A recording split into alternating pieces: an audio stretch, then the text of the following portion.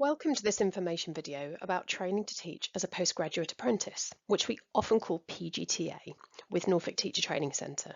This video contains information for potential employing schools and potential applicants. Do pause the video where it's useful. The QR code on most of the slides takes you to our website, where you can find more information and sign up for upcoming in-person open evenings. Here are some comments from our recent cohort of trainees about training with us. Pause the video to have a read. You'll see that we have an excellent reputation for developing effective working relationships and providing the right support for our trainees and colleagues in their schools.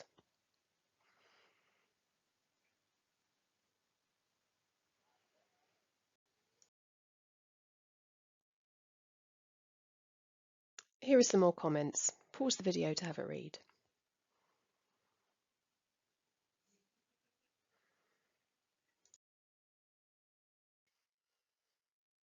So the basic headline about training to be a teacher on any route is that you need qualified teacher status or QTS to be able to teach in schools in England, and this is gained through observing, teaching and reflecting in your school placements, supported by a mentor at your school, and through attending curriculum sessions with Norfolk Teacher Training Centre weekly and completing reviews and assignments at points throughout the year. You may, if you're thinking of applying as a postgraduate apprentice, already be teaching in a school as an unqualified teacher or working as a higher level teaching assistant or in a different capacity such as a teaching assistant supporting a class to learn. But for a full and rewarding teaching career, QTS is what you need. We actually offer 3 routes to QTS. Each of them is structured slightly differently, is suitable for applicants with different amounts of experience in schools, and has a different financial structure. School Direct and the Postgraduate Apprenticeship have broadly the same training and placement experience across the year. So in this session, I'm going to be focusing on that PGTA experience from the perspective of both schools and applicants who become trainees. You might be on this video because you're hoping to train as an apprentice. You might be because you're a school leader considering supporting someone to train as an apprentice or wanting to find out more in general. You might have supported an apprentice before as a school leader, or you might have hosted one or more School Direct trainees. The plan in this video is to answer any questions that anybody watching this video might have. If we haven't managed to answer all your questions, there are some contact details at the end. Please do get in touch. If you do want to know more about the other training routes, we've got some information on our website, as well as some in-person open evenings at City College Norwich, the Forum and Notre Dame High School. The dates are here, and there is a short video available with a bit more general information if you use this QR code.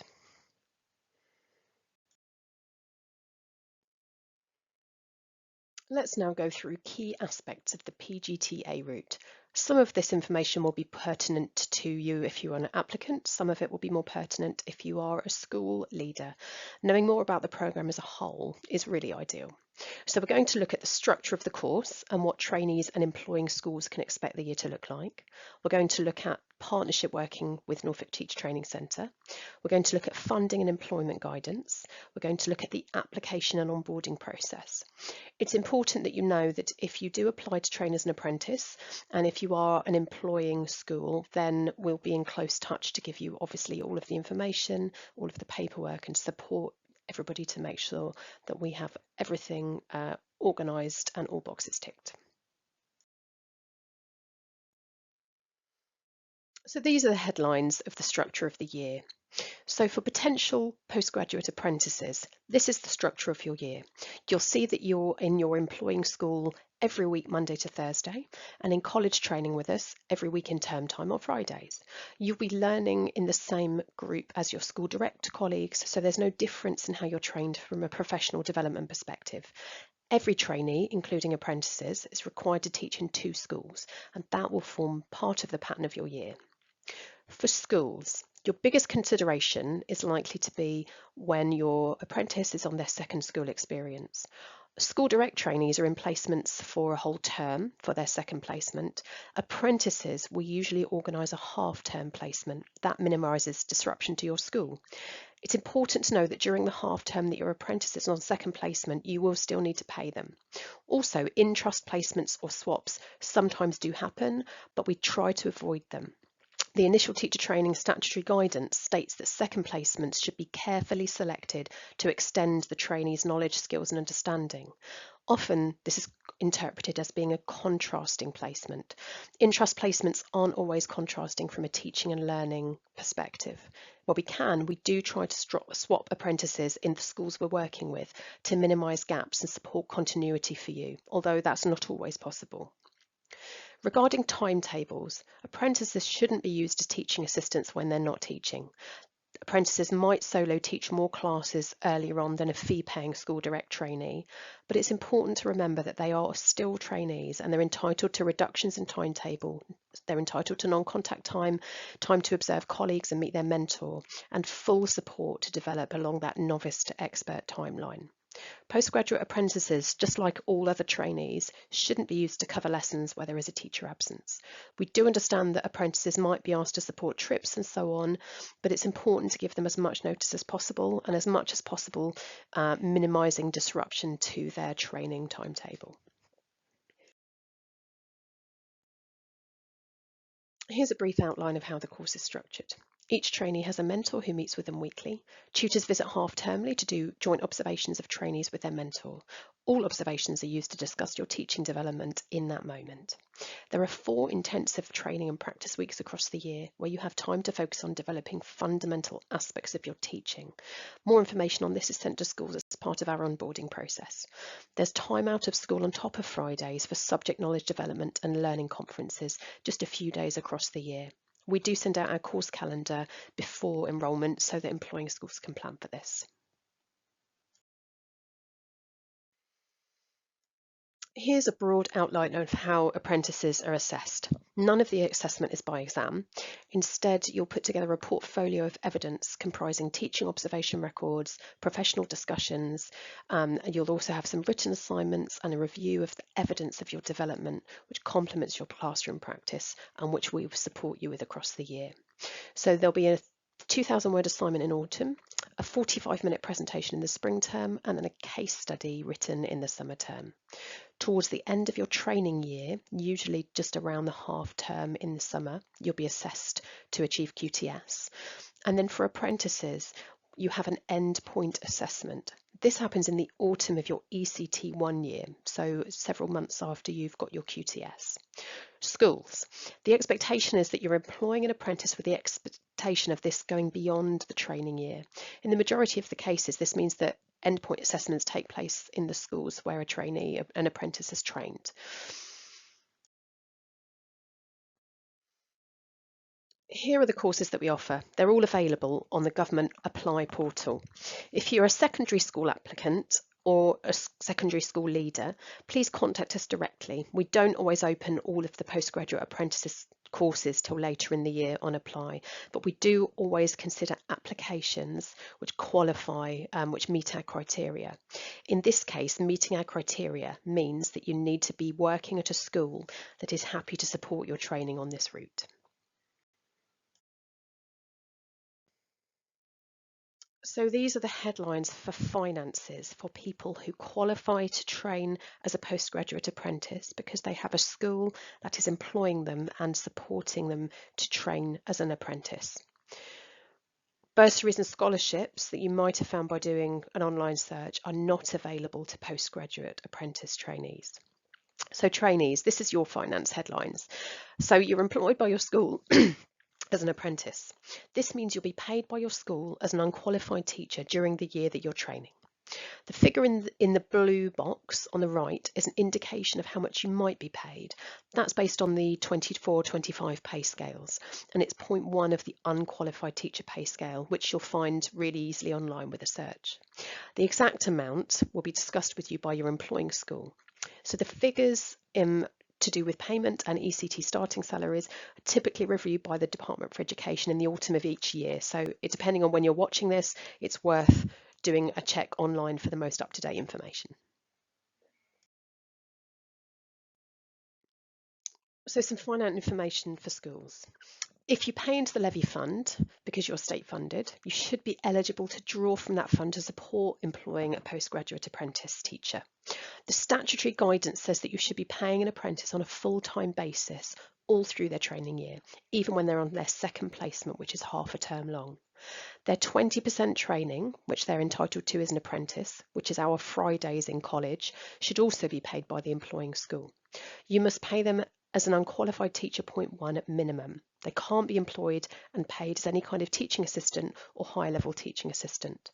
There are some shortage secondary subjects which have grant funding available straight from the government, and that's the information on the screen. So grant funding rates. If you are an employing school which is state funded, the information on the screen applies, and you should pause the video to read it carefully. You'll see that the shortage subjects are listed. These are the most up-to-date funding information, and this is all available using that QR code. You can read the whole page. These numbers pertain to the 25-26 academic year, so anybody who you might be recruiting this cycle to start next September.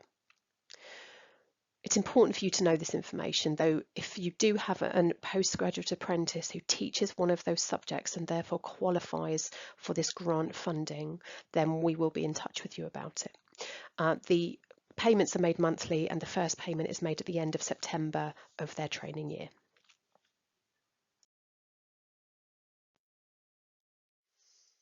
These are the basic entry requirements. Pause the video to have a look just to check that you are happy that you can meet those requirements, and that you also have your certificates and hard copy evidence of your requirements.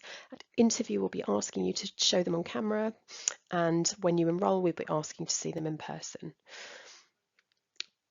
Don't forget that the other entry requirement as an apprentice is that you need to have an employing school to apply together with, and they need to be happy to support your application and your training.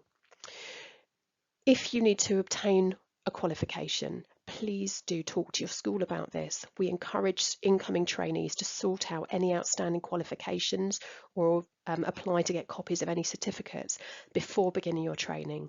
If you apply late in the year, we understand that that might not quite be possible. The more support schools can give with that, the easier it is. So you can go direct using that QR code to the government apply portal here, or you can do an online search. The important thing is that you have to be working in a school. If you apply for the postgraduate apprentice route, we look on your application to see if you're currently employed by a school. If you aren't, we'll reject your application and refer you to the fee-paying school direct route. If you are, we'll contact that school and check that they're happy to support your application. If they aren't, we direct you to the school direct route.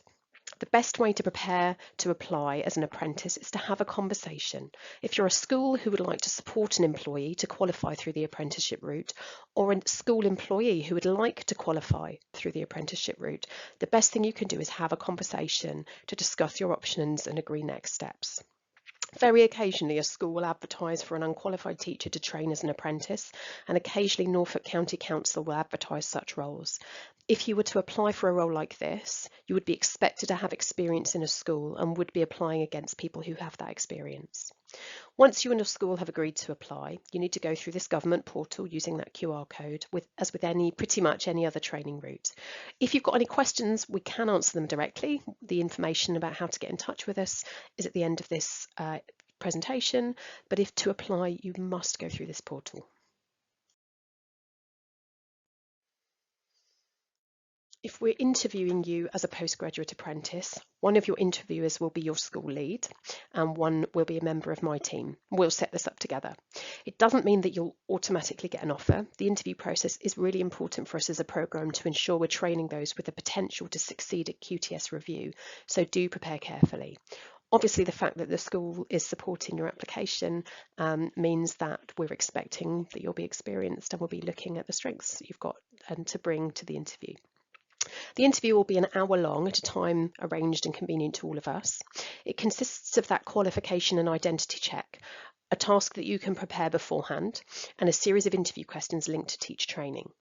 We're also required to assess your English and mathematics skills, and we'll do that by sending you a short set of written questions or tasks to be completed. We aim to make a decision within 48 hours of your interview, and you will be sent a notification email to check apply for our decision. Once you accept our offer, we'll look at your references. All offers are conditional until the terms of the offer are met. This will be to do with references and a DBS check, and may include requirements to complete English, mathematics and/or science qualifications. These are the key dates for September 2025 entry. You'll see that in August there are some dates which we will require you to be available for so that you can prepare to go into school from the beginning of September. There are also going to be some workshops around finance and around other aspects of preparing for the course in the spring. They will be confirmed very soon.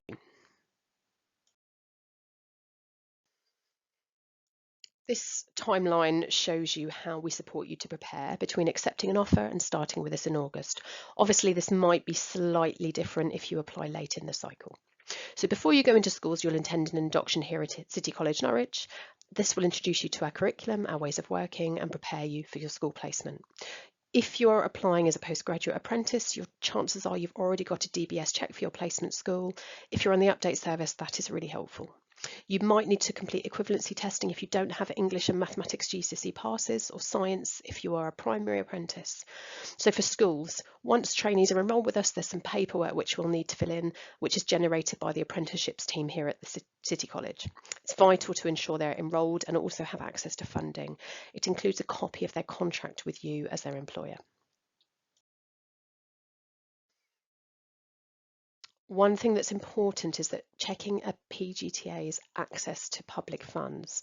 On the enrolment paperwork we'll be sending you in September, this question appears and a trainee must be able to tick one of these boxes. If they can't tick one of these boxes, then they are unfortunately not able to access public funds, which means that they may not train as an apprentice. As part of your employment due diligence, schools, please check this on agreement to apply for our course. Asking someone to withdraw after beginning their training is not what we want for anybody, and it also can be disruptive for individuals and schools.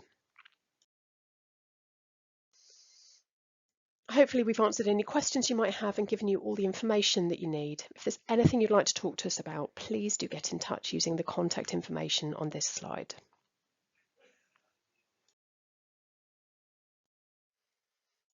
Thank you for listening, and we're looking forward to hearing from you.